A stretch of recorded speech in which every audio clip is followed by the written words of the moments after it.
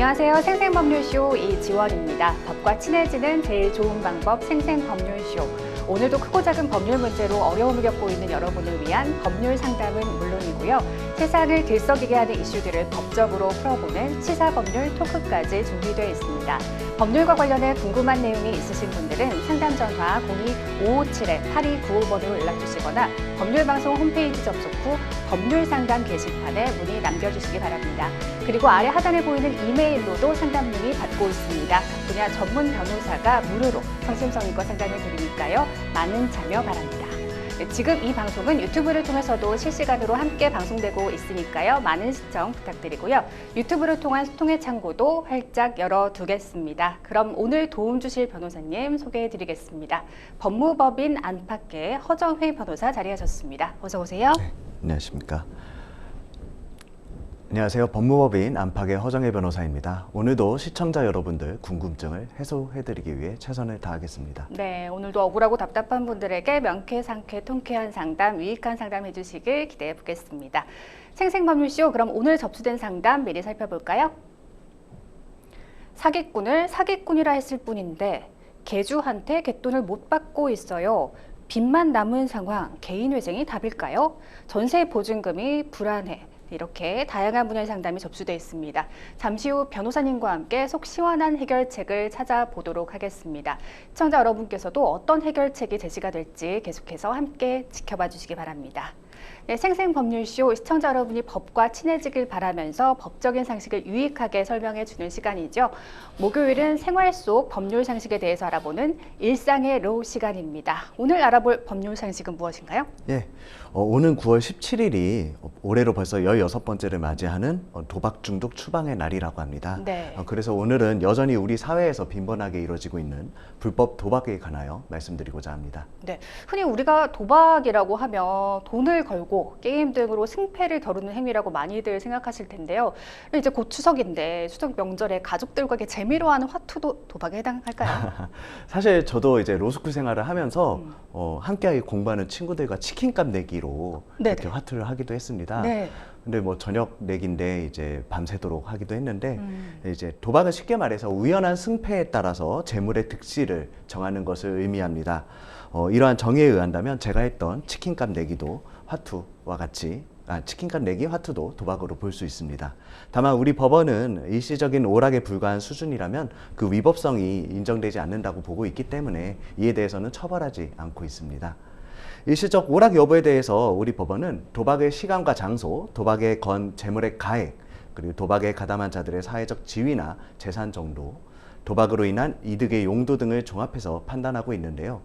때문에 명절에 가족들이 모여 화합을 도모하기 위해서 가볍게 소액으로 치는 화투는 처벌의 대상이 되지는 않습니다. 네, 어르신들 모여서 뭐 재미로 뭐 점당 10원 내기 이런 거 재미로 화투를 치기도 하잖아요. 그런 것도 뭐 일시적인 오락이니까 네, 맞습니다. 뭐 도박으로 볼 수는 없겠네요. 한 점당 500원 뭐 이렇게 올라가면 모를까. 그렇죠. 법적으로 허용된 범위 내에서만 이루어진다면 문제가 없다는 건데 우리나라에서 허용되는 도박의 종류에는 어떤 것들이 있을까요? 네, 원칙적으로 우리나라에서는 일시적 오락의 수준을 벗어나는 도박은 모두 위법한 도박이라고 보고 있습니다. 네. 다만 우리나라에서도 예외적으로 공익적 필요성에 따라서 일부 도박을 합법화하고 있는데요. 여러분도 아시는 강원랜드가 그 대표적인 예입니다. 서울 시내에 카지노가 많이 있지만 내국인은 출입이 불가능하지 않습니까? 예, 하지만 폐강 지역의 그 산업 발전을 위해서 그런 폐강 지역 개발 지원에 관한 특별법이 있거든요. 이에 따라서 이제 내국인 전용 카지노가 강원도에 설치된 것이고요. 우리가 일상에서 볼 수 있는 복권이나 국민체육진흥공단에서 진행하는 스포츠 토토, 그리고 법적인 근거를 가지고 시행되는 경마, 경륜, 경정 정도가 우리나라에서 허용되는 도박이라고 할 수 있겠습니다. 네, 그럼 만약 불법 도박을 하다가 걸리면 어떤 처벌을 받게 될까요? 네, 우리 형법 제246조 제1항에서 이에 대해서 규정하고 있습니다. 1천만 원 이하의 벌금으로 처벌을 하고 있는데요. 그런데 상습으로 하는 경우에는 조금 더 처벌이 가중되어 있습니다. 이런 경우에는 동조 제2항에 따라 3년 이하의 징역 또는 2천만 원 이하의 벌금으로 보다 강력하게 처벌받게 됩니다. 그리고 우리나라 형법 제3조는 속인주의를 규정하고 있기 때문에 도박이 합법인 외국에서 도박을 했더라도 똑같이 처벌받게 됩니다. 드라마 카지노에서 고회장이 도박으로 딴 돈을 세탁하지 않습니까? 네네. 예, 이러한 그 세탁을 하는 이유 중에 하나도 이제 외국에서 도박을 한 사실을 숨기기 위한 것이기도 합니다. 그렇군요. 만약 불법 도박과 관련해서 단순히 게임에만 참여를 한 게 아니라 조직적으로 운영했다거나 다른 사람들을 불법 도박으로 유인을 했다면 이 경우에는 어떤 처벌을 받게 되나요? 네, 형법 제247조의 영리 목적으로 도박을 하는 장소나 공간을 개설한 자에 대해서는 더 강력한 처벌 규정을 두고 있는데요. 네. 이에 따라서 5년 이하의 징역 또는 3천만 원 이하의 벌금에 처해집니다. 도박 장소 개설은 다른 사람을 범죄로 끌어들이는 일이기 때문에 직접 도박에 참여한 것보다 엄하게 처벌하는 것인데요. 이전에는 하우스 같은 우리가 타짜 같은 데에서 봤던 그런 오프라인 방식으로 도박장이 운영됐다면 최근에는 온라인 도박장도 많이 개설되어 그렇군요. 있습니다. 네. 이러한 경우도 처벌하기 위해서 2013년에 도박을 하는 장소뿐만이 아니라 공간을 개설한 경우도 처벌하도록 개정한 것입니다. 그리고 도박의 종류에 따라서 다른 범죄로 처벌될 수도 있는데요. 예를 들어 불법 스포츠 토토를 온라인, 오프라인 상에서 운영했다면 형법 대신 국민체육진흥법이 적용되고요. 7년 이하의 징역이나 7천만 원 이하의 벌금형으로 처벌이 됩니다. 이렇듯 경마, 경륜, 경정 등 관련 법에 따라서 합법적으로 운영되고 있는 게임을 사적으로 불법 운영하면 단순한 도박장소 개설죄보다 더 무거운 처벌을 받게 됩니다. 네. 요즘은 검색 알고리즘 등의 영향으로 누구나 SNS, 유튜브나 인스타그램 등에서 온라인 도박 광고를 쉽게 접할 수가 있는데요. 실제로 이 국내 불법 도박의 심각성은 어느 정도인가요? 예, 사행산업통합감독위원회가 한국갤럽을 통해 2022년 15,000명을 대상으로 실시한 조사에 따르면 전체 성인 인구 가운데 약 237만 명이 도박 중독으로 추정되고 있습니다. 네. 예, 이른 전체의 5.5% 수준인데요. 또한 국내 도박 시장 규모는 128조 원으로 추정되는데 이 가운데 무려 103조가 불법 도박인 것으로 알려져 있고요. 최근에는 불법 도박에 연루되는 청소년들도 상당수 있습니다. 네. 예, 최근 경찰청이 지난해 도박 혐의로 형사 입건된 소년범이 171명으로 74명이던 2022년 대비 2.3배 증가했다고 밝혔는데요. 이 중 대부분이 남자 청소년으로 고등학생이 중학생보다 훨씬 많은 것으로 확인됐습니다. 특히 올해 1월에서 4월 사이 서울 지역 청소년 도박사범 검거 인원은 전년 동기 6건에서 17건으로 2배 넘게 급증하는 등 청소년 도박이 심각하게 확산하고 있습니다. 네. 불법 도박의 청소년 세대까지 확산되는 것을 보니까 상황이 정말 심각한 것 같은데요. 청소년들이 이러한 불법 도박에 빠지게 되는 이유가 있을까요? 예, 누구나 쉽게 휴대폰만 있어도 도박에 접근할 수 있다는 게 가장 큰 요인인 것으로 보입니다. 네. 도박의 형태도 사다리 게임이나 롤렛 게임, 홀짝 게임과 같이 직관적이고 단순해서 스마트폰 게임처럼 누구나 쉽게 빠져들 수 있는 점도 그 이유입니다. 아울러 청소년들은 또래들과 어울리기 위해서 뭐든 함께 하지 않습니까? 그렇죠. 예, 반에서 한두 명만 도박을 하게 되어도 단숨에 반 대부분 친구들이 도박을 하게 된다고 그렇군요. 하더라고요. 네. 예, 이렇게 도박을 거리낌 없이 접하게 되면서 불법 도박이 아니라 단순한 게임이라고 학생들이 착각하게 되고요. 높은 자극성으로 한번 돈을 따게 되면 그 기억을 쉽게 벗어나지 못해서 지속적으로 사이버 도박에 빠지게 되는 것입니다. 청소년기 도박은 그 자체로도 위험하지만 도박 자금을 마련하기 위한 2차 범죄로도 이어질 수 있는데 금품 갈취 등 학교 폭력으로 이어지거나 마약 배달이나 보이스피싱에 가담하는 사례도 나타나고 있어서 성인의 도박 중독보다 위험성이 훨씬 더 크다는 우려도 제기되고 있습니다. 네, 말씀 들어보니까 온라인으로 이루어지는 만큼 도박과 게임의 차이가 좀 한 끗 차이라는 생각이 좀 들었는데요. 이 온라인에서 성행하는 불법 도박의 경우 단속이 좀 쉽지 않을 것 같은데 이러한 불법 도박 근절을 위해서 어떤 노력들이 이루어지고 있나요? 예, 정부는 우선 홀덤펍 내 도박 행위가 문제되고 있어서 관광진흥법을 개정해서 홀덤펍 내 불법 행위를 사행산업통합감독위원회의 감시 범위에 포함해서 홀덤펍 감시팀을 운영하고 펍 내 불법 행위 신고 포상금을 지원하는 등 불법 사항 감시를 강화하고 있습니다. 특히 방통위와 연계하여 도박 사이트를 차단하고 경찰청, 마사회, 강원랜드 등 합법 사업 시행자와 협업으로 적극적으로 대응하고 있고요. 청소년 도박 근절 및 예방을 위해서 영화관, 전광판, 대중교통, 유튜브 등 다양한 매체를 통한 홍보를 실시하고 있습니다. 네, 한 번 빠지면 헤어나올 수 없을 만큼 도박의 늪이 깊다고 하죠. 호기심에라도 시작하지 않는 것이 중요하겠습니다. 지금까지 생활 속 법률 상식 전해드리는 일상의 로 함께했습니다. 여러분은 지금 생생법률쇼와 함께하고 계십니다. 어렵고 복잡한 법률 문제로 고민하고 계신가요? 그렇다면 생생법률쇼가 도와드리겠습니다.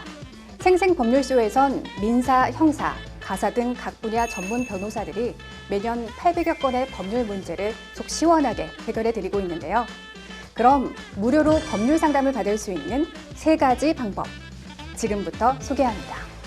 첫째, 02-557-8295번으로 전화해 법률 상담 신청을 한다. 둘째, 법률방송 홈페이지에 접속해 법률 상담 게시판에 사연을 올린다. 셋째, 지금 화면에 나오고 있는 이메일 주소로 사연과 연락처를 보낸다. 속 시원한 법률 상담 프로그램 생생법률쇼. 지금 바로 상담 신청하세요.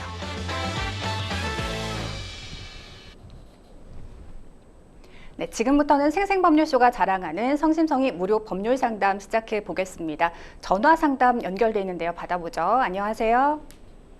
네, 안녕하세요. 네, 어떤 점이 궁금해서 연락 주셨을까요? 제가 유튜브를 보다가 인사동에서 월 5만 원 정도면 서예를 배울 수 있다고 해서 그 영상에 있는 연락처를 보고 연락을 했는데요. 네. 1년 정도 배우고 제가 시골 내려가가지고 서예를 하면서 좀 살아볼까 하는 생각이 있어가지고 제가 특별 1대1 레슨을 받고 싶다고 했어요. 네네. 근데 1년치 레슨비를 300만 원을 선불로 달라고 하더라고요. 네. 계산해 보니까 월 25만 원 정도 되던데 그래도 일단 믿어보자 해서 돈을 내고 레슨을 받으러 갔는데 보통 서예 가르치는 사람들이 본인이 친필로 좀 써주면서 가르치는 방식이 대부분인데 네. 이 선생님은 직접 글씨를 써주지도 않고 이 가르치는 공간도 본인 사무실도 아니었고 뭐 시간대로 공간만 빌려가지고 진행이 되더라고요. 네. 그래서 진짜 서예를 배운 사람이 맞는지도 모르겠고 해서 2달 정도 다니다가 환불 요구를 했어요. 네. 근데 환불을 못 해준다고 하더라고요. 그래서 제가 소비자 보호원 신고를 했는데 그 사람한테 거기서도 300만 원 지급해야 된다고 이렇게 말씀을 해주셨어요, 저 대신에. 네네. 근데 거기가 이제 강제성이 없다 보니까 환불을 안 하고 버티더라고요. 그래서 그동안 제가 나눈 카톡 대화 내용이 있어가지고 그걸 캡처해서 이제 수강료 반환해달라는 소송을 좀 진행을 했었어요. 네네. 근데 제가 1심에서 승소를 했는데 상대방이 이제 자기는 레슨이 아니라 무슨 컨설팅을 해주겠다는 의미로 돈을 받은 거라면서 항소를 하더라고요. 그래서 이달 말에 이제 2심 재판을 또 나가야 하는 상황입니다. 네. 근데 제가 너무 어이가 없고 답답한 마음에 그 사람이 운영하는 유튜브 댓글에다가 제가 이 사람이 사기꾼이니까 믿지 마라. 이렇게 도덕시 없는 사람을 인사동에서 뭐 퇴출을 시켜야 된다. 뭐 엉터리 선생이다. 뭐 이런 식으로 제가 댓글을 남겼거든요. 네. 근데 이 사람이 진짜 저를 명예훼손으로 고소를 한 거예요. 네. 그래가지고 그래서 제가 벌금을 30만 원이나 냈거든요. 근데 민사상 손해배상 청구까지 하겠다고 하는데 제가 이미 처벌을 받은 상황인데 이게 가능한 건지 궁금해서 연락드렸어요. 네. 월 5만 원인 줄 알고 서예 레슨을 받으러 찾아가셨는데 그 비용도 생각보다 더 비싸게 요구를 했고 1년치 선불을 요구한 상황에서 수강을 했는데 전문성이 좀 부족하다는 느낌이 드셔서 환불을 요구했지만 그 환불도 해주지 않았고 이제 고소 진행 중인 상황인데 그 후에 또 명예훼손까지 이어진 상황입니다. 사연 잘 들었고요. 옆에 허정혜 변호사님 나와 계십니다. 구체적인 상담 받아보겠습니다. 예, 안녕하십니까. 예. 저희 명예훼손에 따른 형사소송은 확정이 된 건가요? 이미 다 벌금을 지급하신 거죠? 확정이 된 것 같아요. 저희가 사전에 그 인터뷰 해주셨던 그 내용에 보면은 이 부분에 대해서도 이게 명예훼손이 성립하는 게 맞는지도 여쭤보셨는데 맞으시죠? 네. 예. 근데 이제 저희가 이제 우리나라가 사실적시 명예훼손이라고 해서 진실한 사실을 적시하였더라도 명예훼손죄 자체는 성립이 되고 있습니다. 다만 이제 좀 공공의 이익을 위한 것이다라고 하는 경우에는 위법성이라는 걸 조각해가지고 이 부분에 대해서는 처벌을 하지 않는데요. 다만 저희가 받아본 이 내용만으로는 공공의 이익이라는 점보다도 상대방에 대한 사회적 평가를 저해하는 부분이 좀 대부분이다 보니까 그런 부분이 좀 불리하게 작용하셨던 것 같아요. 그래서 만약 좀 그렇다 하더라도 이제 형사소송 진행 과정에서 이게 다른 사람이 속지 않기 위해 했던 행동이다. 다른 피해자가 발생하지 않기 위해서 했던 것이다 라는 거를 좀 소명을 하셨으면 어땠을까 하는 좀 아쉬움은 드는데 이 부분이 이미 확정되었기 때문에 다툴 수는 없는 부분입니다. 그리고 저희가 민사소송도 아까 전에 뭐 별개냐고 물어보신 것 같은데 아쉽게도 형사와 민사는 좀 별개의 사건이다 보니까 형사사건에서 이제 벌금을 지불하셨다고 하더라도 그거에 대해서 민사소송이 따로 이제 청구가 할 수 있는 거고요. 거기에 따라서 이제 법원에서 판단이 이루어지게 되면은 손해배상금을 지급하게 될 텐데 이 사안 같은 경우는 그렇게 손해배상금이 크다고 여겨지지 않고요. 그리고 아까 제가 말씀드렸던 부분들을 민사소송에서도 잘 대응하셔가지고 이제 우리가 공공성을 위한 거였고 원고에 그러니까 상대방의 이제 거짓말을 밝히기 위한 것이었다. 그래서 사실을 밝히기 위한 행위이기 때문에 이거에 대한 손해배상 의무는 없다라는 그 주장을 잘 하셔야 될 것으로 보입니다. 그리고 이제 이 상대방에 대해서 사기 고소도 하고 싶다라고 말씀 주신 걸로 알고 있어요. 네. 예. 그래서 어떻게 처음에 그 유튜브인데 댓글을 통해서 이제 연락을 하게 되었던 건가요? 유튜브 그 더보기란에 연락처가 있더라고요. 그리고 더보기란에. 영상에서도 뭐 여기로 연락 달라고 해서 그쪽으로 연락하게 됐어요. 뭐 레슨을 하고 싶은 사람은 여기로 연락 주세요라고 해서 본인의 연락처를 올려두었다는 거죠?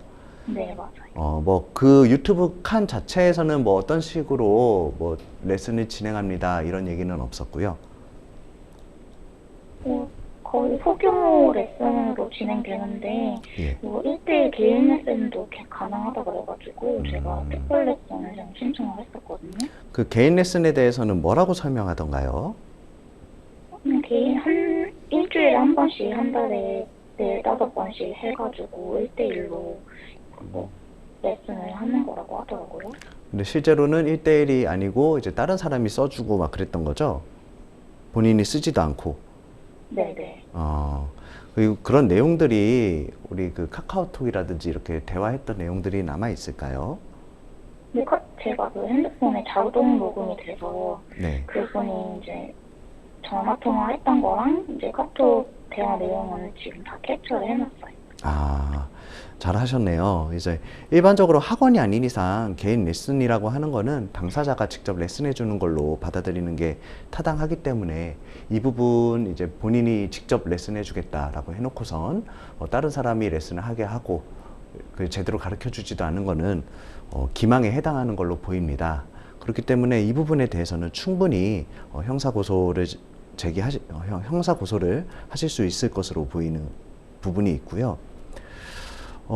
또 다른 부분이 궁금하신 부분이 있으실까요? 지금 형사사건 같은 경우는 충분히 지금 사기가 성립하는 걸로 보이기 때문에 고소하실 수 있을 것 같아요.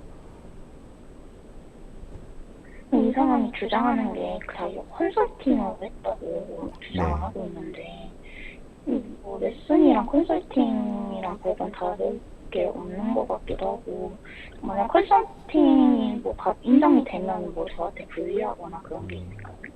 컨설팅이라고 한다고 하더라도 그 컨설팅의 내용에 대한 그 주장과 증명 역시 상대방이 해야 되는데 지금 보기에는 그런 주장이나 주장은 하겠지만 증명을 할 수 없는 것으로 보입니다.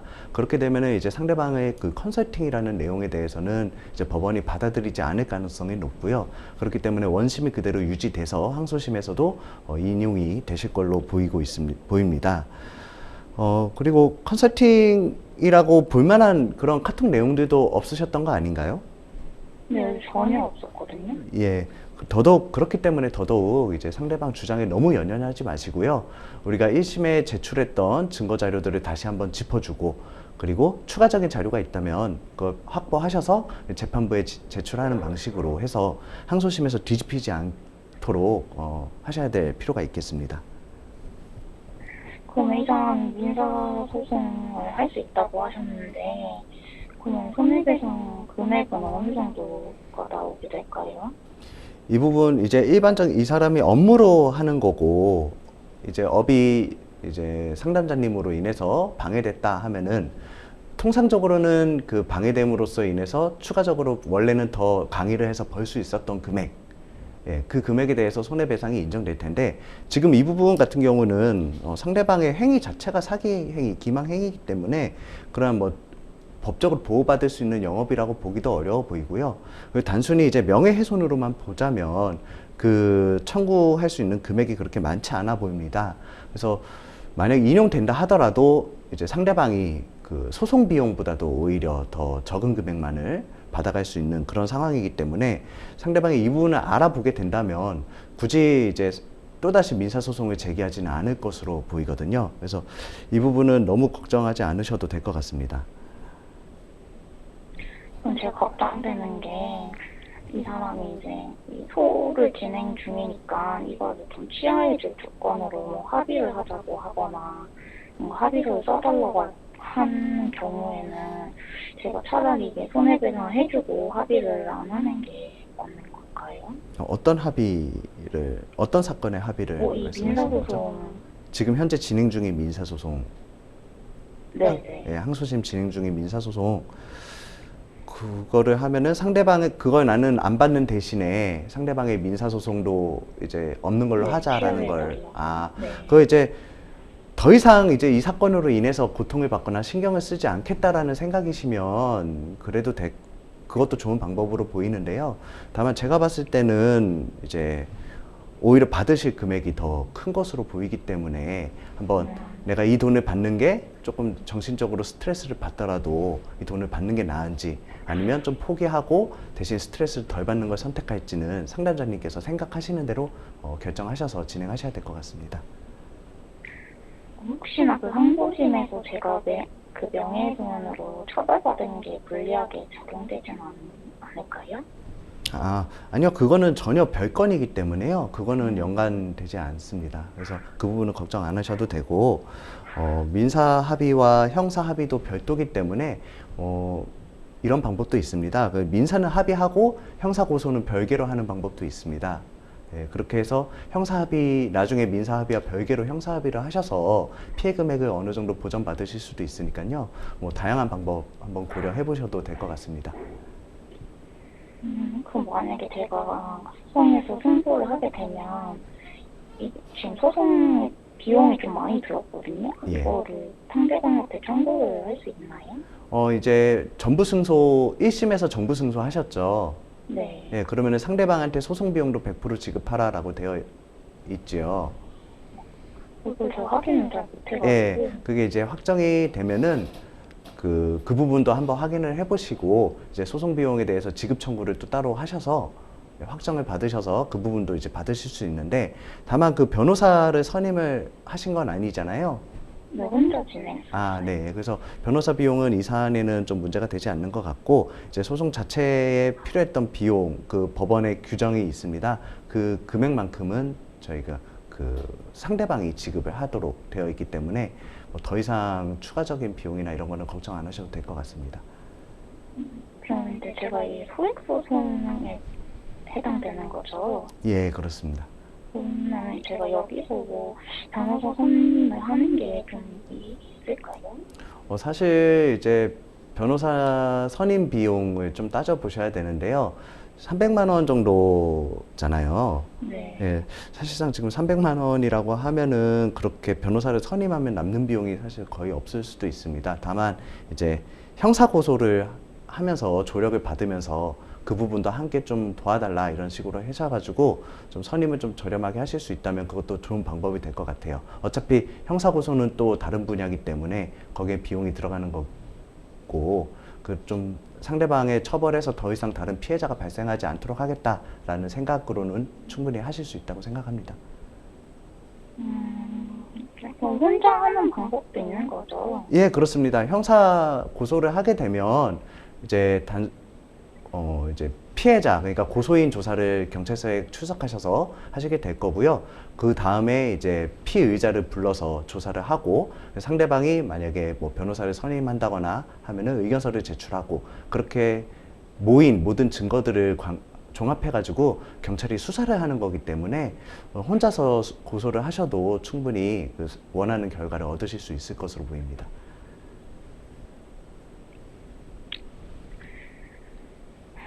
네, 더 궁금하신 사항은 없으신가요? 네. 네, 알겠습니다. 오늘 상담 여기까지 진행하겠습니다. 전화 주셔서 고맙습니다. 네, 감사합니다. 네, 감사합니다. 자, 유튜브에 댓글을 달아서 물론 명예훼손으로 인정이 돼서 이제 벌금을 내신 상황이긴 한데요. 그러니까 사실적시 명예훼손을 언급을 해주셨어요. 예, 맞습니다. 그러니까 사실을 적시해도 명예훼손이 성립된다는 거잖아요. 예, 맞습니다. 네. 예를 들어서 우리가 어떤 범죄에 피해를 입었다고 보면은 저 사람 어떤 범죄에 좀 피해를 당한 것 자체가 수치스러운 범죄를 그런 걸 당했다라는 거는 이 사람이 뭔가 잘못한 것도 아닌데 이런 소문이 퍼짐으로 인해서 본인의 명예가 좀 훼손되지 않습니까? 좀 이런 거를 막기 위해서 있는 게 이제 사실적시 명예훼손인데 현재는 좀 이제 아직 우리나라에 이런 경우가 좀 많지가 않아요. 전 세계적으로는 사실적시 명예훼손을 처벌하는 경우가 많지 않아서 네네. 우리나라도 과연 이거를 유지해야 되는가라는 좀 논란은 좀 있습니다. 예. 네, 그러니까 공익을 위해서 게시하면 위법성이 조각된다고도 짚어주셨는데, 그럼 이분께서 상대에 대한 뭐 인신공격이나 비방 없이 좀 접근을 했다면 상황이 달라졌을까요? 예, 충분히 그럴 수 있었을 것으로 보입니다. 사실 상담자님께서 쓰셨던 글도 변호하기에 따라서는 네. 충분히 대부분 원래 목적은 공익성이고 내가 말을 잘 못해서 이렇게 표현이 됐을 뿐이다라는 식으로 변론도 가능은 하긴 했을 텐데요. 그보다는 조금 더 내용 자체가 제가 이 사람한테서 실제로 해봤는데 실제로는 자기가 레슨도 하지 않고 그리고 자기 장소도 없고 이렇게 지금 영상에서 보여주는 것만큼 전문성도 있어 보이지 않더라. 네. 그래서 혹시라도 레슨을 하고자 하시는 분들은 이 점 좀 고려해 보시라라는 정도로 했다면은 공공성이 좀 더 인정이 되어서 명예훼손으로 처벌받지 않지 않으셨을까 이런 생각이 듭니다. 네, 처럼 이 상담자분 사례처럼 어떤 수업, 수강 개시 이후에 개인의 판단으로 인해서 수강이 어렵다고 판단했을 경우 환불을 요구해도 환불을 해주지 않을 때 어떻게 대처하는 게 좋을까요?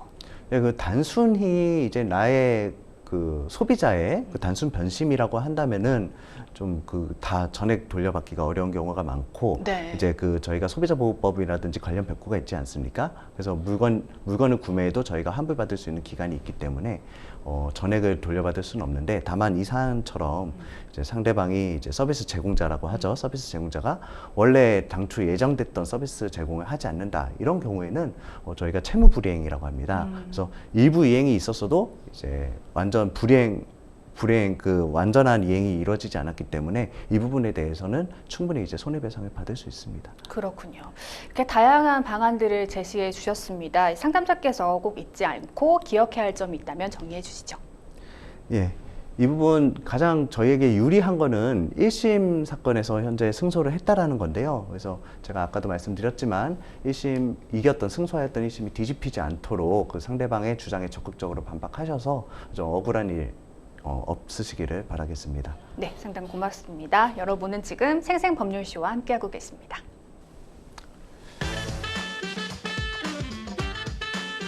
어렵고 복잡한 법률 문제로 고민하고 계신가요? 그렇다면 생생법률쇼가 도와드리겠습니다. 생생법률쇼에선 민사, 형사, 가사 등 각 분야 전문 변호사들이 매년 800여 건의 법률 문제를 속 시원하게 해결해 드리고 있는데요. 그럼 무료로 법률 상담을 받을 수 있는 3가지 방법, 지금부터 소개합니다. 첫째, 02-557-8295번으로 전화해 법률 상담 신청을 한다. 둘째, 법률방송 홈페이지에 접속해 법률 상담 게시판에 사연을 올린다. 셋째, 지금 화면에 나오고 있는 이메일 주소로 사연과 연락처를 보낸다. 속 시원한 법률 상담 프로그램 생생법률쇼. 지금 바로 상담 신청하세요.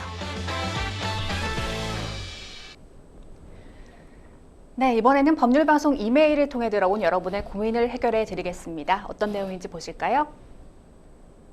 친구 소개로 갯돈 모임을 소개받아 20명 정도 되는 인원이 매달 60만 원씩 갯돈을 넣고 매달 10일마다 돌아가면서 1,160만 원씩 갯돈을 받고 있었는데요.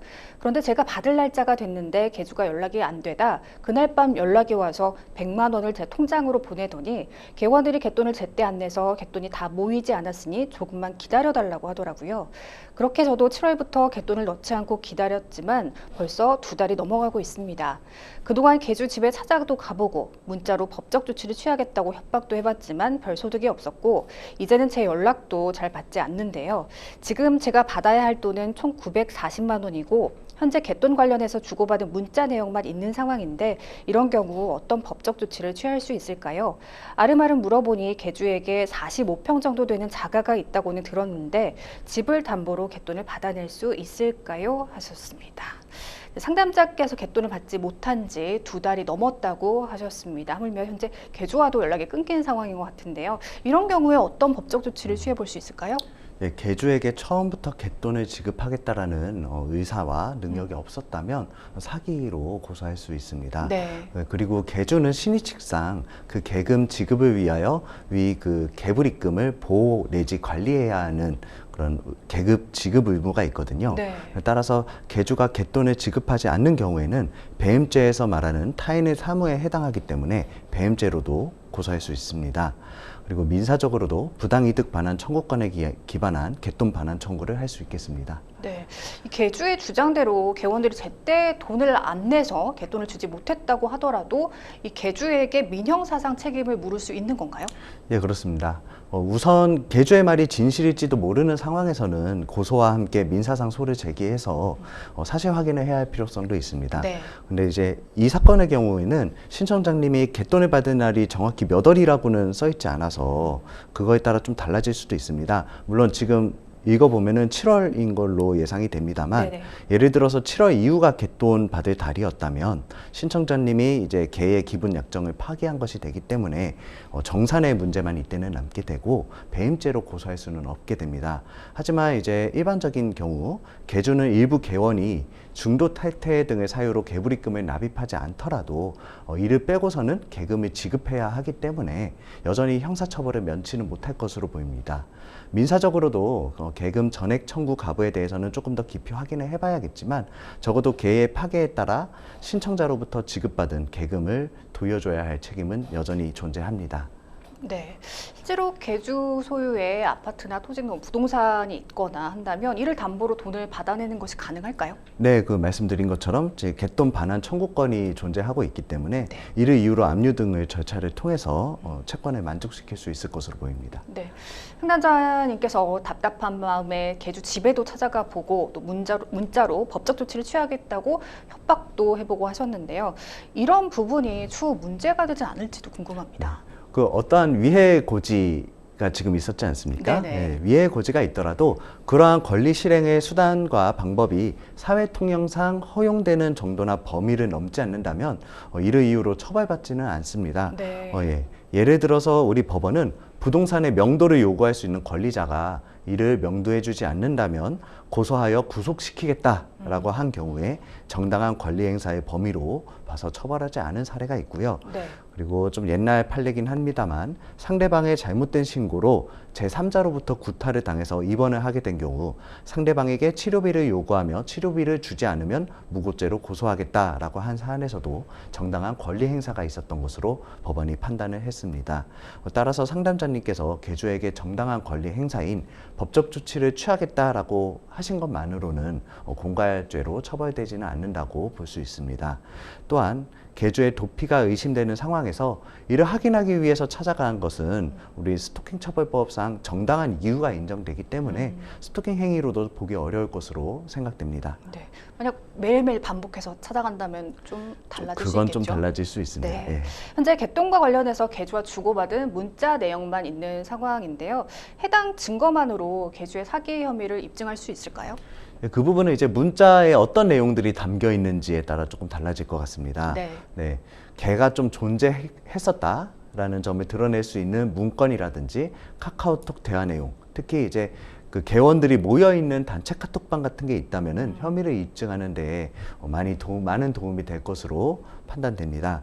만일 형사 고소보다 민사상 소재기를 먼저 하시는 경우라면요, 계주의 계좌 거래 내역을 확보해서 형사 고소 당시에 제출하시는 것도 방법이 되겠습니다. 네, 다른 개원들이 받았던 그 거래 내역을 말씀하시는 거죠? 다른 개원들로부터 받았던 거래 네. 내역을 네네, 말씀드리는 그렇군요. 겁니다. 처럼 제때 개돈을 받지 못해 갈등을 빚는 일이 없으려면 개모임을 시작하기 전에 좀 어떤 조치들을 취해 놓는 게 좋을 것 같은데요. 네, 맞습니다. 사실 모든 법률 행위, 처분 행위에 대해서 공통되는 얘기인데요. 아무래도 개 운영에 대한 조건들을 명시한 계약서를 이제 명문으로 작성하시는 것이 가장 중요하다고 생각합니다. 네. 개주뿐만 아니라 개원들의 의무도 명확하게 규정하고 그 개원들의 개불입금 미남에 따른 효과들도 분명하게 정해두는 것이 필요할 것으로 생각됩니다. 네. 만약 개주가 파산 선고를 하게 될 경우도 있지 않겠습니까? 네. 이런 경우 상담자님은 개돈을 영영 돌려받지 못하게 되는 걸까요? 파산 신고가 된다고 해서 모든 채권 채무가 소멸하는 것은 아니거든요. 네. 물론 이제 개인회생 파산 이런 것들에 따라서 좀 달라지긴 합니다만 채무 일부의 탕감이 이루어지는 것이 일반적이고 네. 나머지에 대해서는 상환 계획에 따라 분할 상환하게 되니까 모든 돈을 돌려받지 못하는 것은 아닙니다.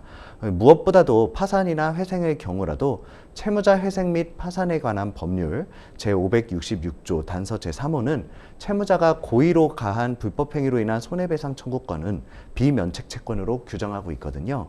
예, 그렇기 때문에 개주에게 형사 책임이 인정되는 경우라면 적어도 개불입금은 비면책 채권에 해당돼서 전액 돌려받을 수 있을 것으로 보입니다. 네, 처럼 개모임에서 개돈을 받지 못해서 변호사 사무를 찾으시는 경우가 많은가요? 실제로는 어떤가요? 사실 판례를 살펴보니까요, 네. 개돈에 대한 분쟁이 생각보다 엄청 많더라고요. 그래서 뭐 개돈 반환 청구 아니면 그냥 개돈 반환 이런 식으로 해가지고 사건이 매우 많이 나오는데 네. 그만큼 개돈 관련해서 이제 변호사 사무실을 찾는 경우도 많다는 것으로 저도 생각이 됩니다. 만약에 이렇게 변호사 사무실을 찾게 되면 실제로 네. 돈을 돌려받는 경우도 생기는 거죠? 그렇죠. 그 소송 이제 판례들을 보면은 돌려주라고 하는 판례들이 대부분이거든요. 네네. 그렇기 때문에 이제 변호사 사무실을 찾아서 그렇게 채권에 다시 만족을 얻는 경우가 좀 많이 있고요. 다만 이제 저 같은 경우는 강력 범죄들을 좀 주로 다루다 보니까 네. 이제 개와 관련된 사건은 아직 다뤄보지는 못했습니다. 네.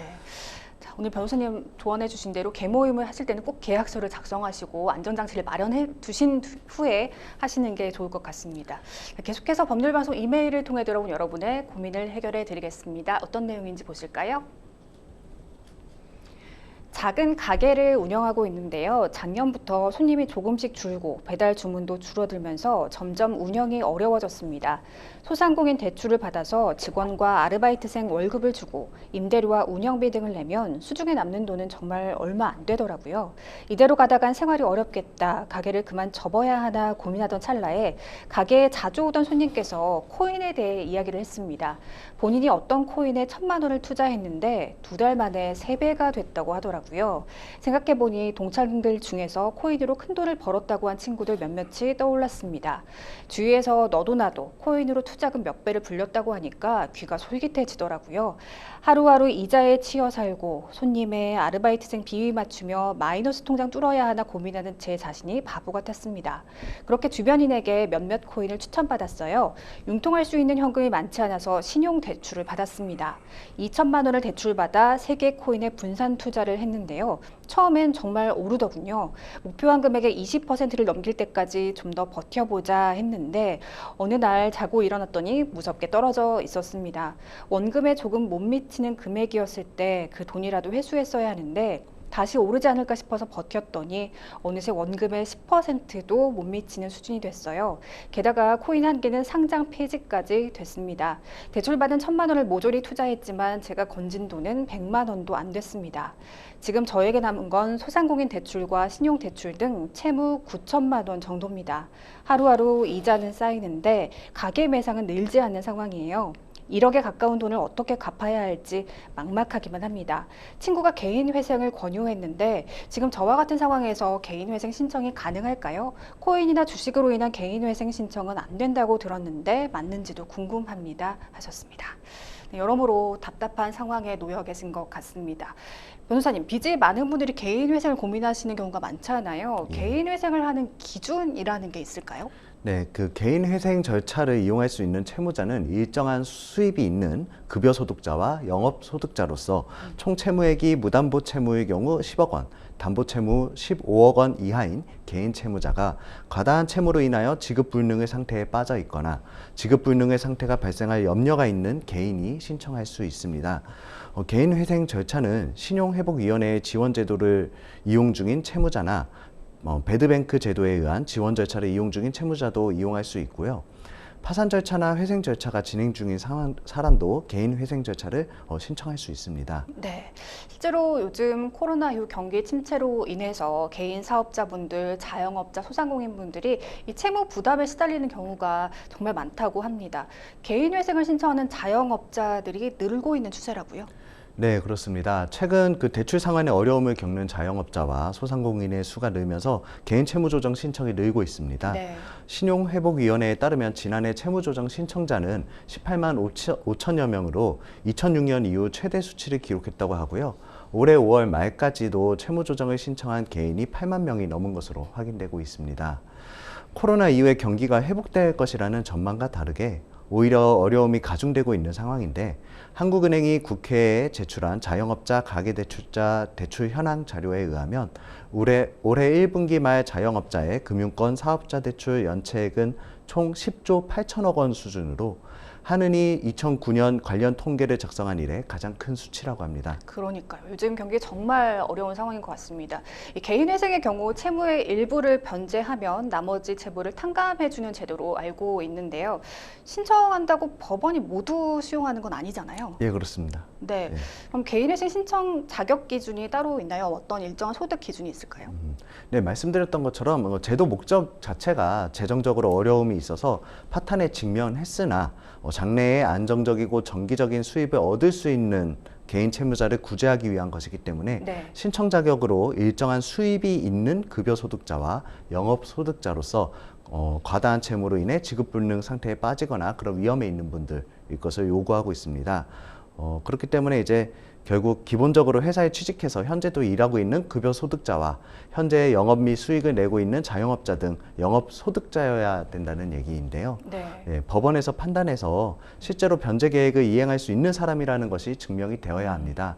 예를 들어서 자영업자인 경우에 소득이 들쭉날쭉하거나 최저 생계비보다 못 버는 달이 많은 경우에는 법원이 봤을 때 일정한 수입이 보장되지 못한다고 보고 신청을 기각하는 경우도 있습니다. 네. 개인 회생 제도와 파산 신청, 개인 워크아웃 사이에서 고민하시는 분들 계실 텐데요. 이 세 가지는 어떻게 다른 건가요? 예, 좀 많은 차이점이 있습니다. 네. 개인 회생이나 파산은 법원에서 주관을 하고 있고요. 네. 워크아웃의 경우에는 신용회복위원회에서 아, 주관하고 있습니다. 네, 네. 그리고 워크아웃의 경우에는 당사자 간 합의를 통한 사적 채무 조정이 이루어지게 됩니다. 네.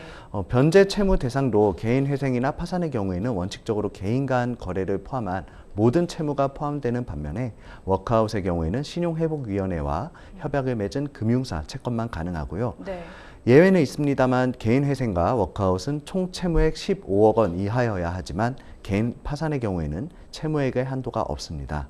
이 밖에도 변제 기간이나 연체 기록 정보의 보관 등 다양한 부분에 있어서 차이점이 존재합니다. 네, 그렇다면 내 상황에 무엇이 적합한지 채무 조정 방안을 선택하려면 어떤 부분을 고려해야 할까요?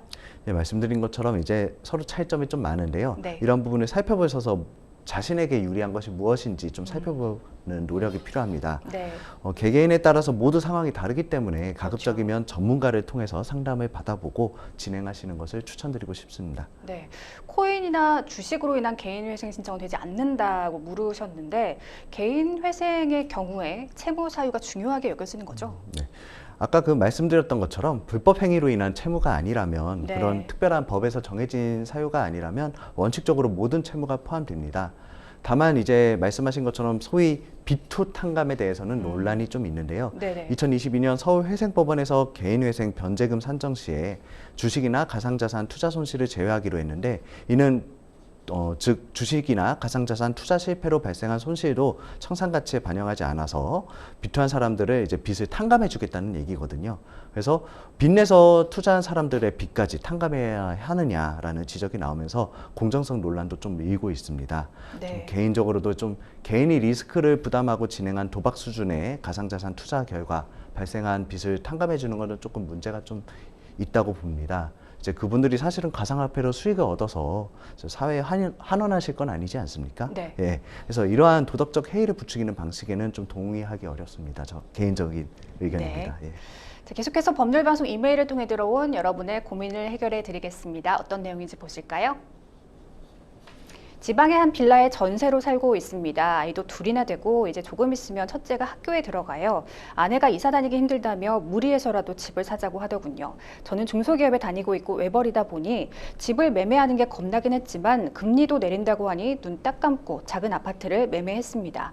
근데 문제는 현재 살고 있는 집의 임대인입니다. 전세 만기일이 다가오는데 다음 세입자를 구하지 못했다며 기다리라고만 합니다. 사실 집주인은 갭 투자를 하고 있는 임대 사업자입니다. 이 집에 빚이 많은 건 알았지만 전세 계약 당시 새 빌라였고 시도 저렴한 편이어서 설마 무슨 일이 있겠나 싶어 계약했거든요. 곧 매수한 아파트 잔금을 치러야 하는데 집 보러 오는 사람도 없고 부동산에 물어봐도 별 소식이 없어요. 이러다 임대차 보증금을 돌려받지 못해 새로 매수한 집 잔금을 치르지 못할까 봐 걱정입니다. 만약 잔금을 치르지 못해서 아파트 매매 계약이 취소되고 계약금을 날린다면 제가 어떤 조치를 취할 수 있을까요? 하셨네요. 네, 상담자님의 집주인이 갭 투자를 하는 임대 사업자라고 하셨는데요. 왜 깡통 전세라고 하잖아요. 예. 임대인이 갭 투자를 해서 전세나 월세를 놓으면 다 깡통 전세라고 할 수 있는 건가요? 예, 통상적으로 깡통 전세는 전세 보증금이 주택의 실제 가치를 초과할 때를 얘기하거든요. 네. 실제 가치는 주택의 시가에서 채무가액을 차감한 금액을 의미합니다. 임대인이 갭 투자를 하는 경우라면 필연적으로 주택의 상당액의 근저당을 잡은 경우가 많을 텐데 네. 보증금에 낮춰 입주하게 된다고 해도 깡통 전세의 경우가 대부분이라고 볼 수 있습니다. 더 문제가 되는 것은 시가인데요. 갭 투자나 전세 사기가 빈번히 일어나는 신축 빌라의 경우에는 시가가 제대로 잡혀 있지 않아서 KB 시세 등으로 확인을 하기도 어렵고, 이를 악용해서 인근 빌라에 고가의 허위 매매 신고를 하고 이들과 결탁한 감정평가사가 이를 근거로 평가액을 부풀려서 시가를 실제 가치보다 현저히 높게 보이도록 하는 속임수까지 동원하고 있거든요. 그래서 임차인들의 각별한 주의가 필요합니다. 네, 임대인 임차인 관계에서 보증금을 돌려받으려면 반드시 계약이 종료되어야만 가능한 것으로 알고 있는데요. 종료되고 난 후에도 보증금을 반환받지 못한다면 어떤 조치를 취할 수 있을까요? 예, 민사소송 제기와 함께 일반적으로 하는 조치가 임차권 등기 명령을 신청하는 것입니다. 네. 이를 통해서 실제 임대 목적물을 점유하지 않으면서도 대항력과 우선 변제권을 유지할 수 있습니다. 그리고 이 경우에는 이제 동시이행 관계가 아니라 보증금 반환 의무가 임차권 등기 말소 의무보다 선이행돼야 되는 거라서 이제 임차인의 권리를 보호하는 데 도움을 주고 있습니다. 네, 간혹 일부 임대인들이요, 임대차 계약 종료 이후에도 새로운 세입자가 구해지지 않아서 보증금을 돌려줄 수 없다라고들 하시잖아요. 이런 주장은 법률적 근거가 없다고 보면 될까요? 예, 전혀 근거가 없는 주장이고요. 네. 예, 임대차 계약의 내용 자체가 원칙적으로 임대차 목적물을 특정일까지 임차하고 목적물을 돌려받은과 동시에 보증금을 반환하는 것이지 거기 어디에도 새로운 세입자를 구해야 한다는 조건이 포함되어 있지 않거든요. 네. 예, 그렇기 때문에 조금만 생각해봐도 일부 임대인들의 이러한 주장은 전혀 이치에 맞지 않다는 점 알 수 있습니다. 네, 집주인이 보증금을 늦게 돌려주어서 상담자님이 새로 매수한 집의 계약에 문제가 발생한다면 이에 대해서 손해배상을 청구할 수 있는 거죠? 예, 그렇습니다. 다만 그 경우는 이제 특별 손해에 해당합니다. 그래서 우리가 보통 손해배상은 통상 손해라 해가지고 일반적으로 일어날 수 있는 일에 대해서만 이제 인정을 해주는데, 네. 특별 손해 같은 경우는 특별한 사정이 있어서 그거에 대해서 상대방이 알거나 알 수 있었을 때에 대해서만 손해배상이 인정이 됩니다. 그렇기 때문에 손해배상을 좀 받기 위해서는 이러한 사실을 미리 상대방에게 내용 증명 등을 통해서 보내가지고 제때 보증금을 돌려주지 않는다면 이런 피해를 입을 수 있다. 그리고 이 경우에는 손해배상 청구를 하겠다라는 거를 좀 고지를 사전에 할 필요가 있겠습니다. 네, 전세 사기 문제도 여전히 뜨겁잖아요. 이 전월세 계약할 때 유의할 점이 있을까요? 예, 전세 사기 대부분은 원룸이나 빌라, 오피스텔에서 일어납니다. 따라서 가급적이면 이러한 주택에서 채권적 전세 계약은 피하시고 조금 월세로 들어가시는 걸 좀 더 추천드립니다. 그리고 등기부를 꼼꼼히 살피시고요. 입주 직후에 확정일자 받으시고 계약 당일 다른 물건 설정하지 못하도록 특약도 꼭 하셔야 됩니다. 그래서 네. 인터넷에 이런 게 많이 나와 있으니까 꼭 잘 살피셔서 불측에 피해 보지 않도록 하셨으면 좋겠습니다. 네. 생생법률도 법률쇼 이제 마칠 시간이 다 됐습니다. 오늘 함께해 주신 허정혜 변호사님 고맙습니다. 네, 감사합니다. 네, 오늘 준비한 순서는 여기까지입니다. 시청해 주신 여러분 고맙습니다.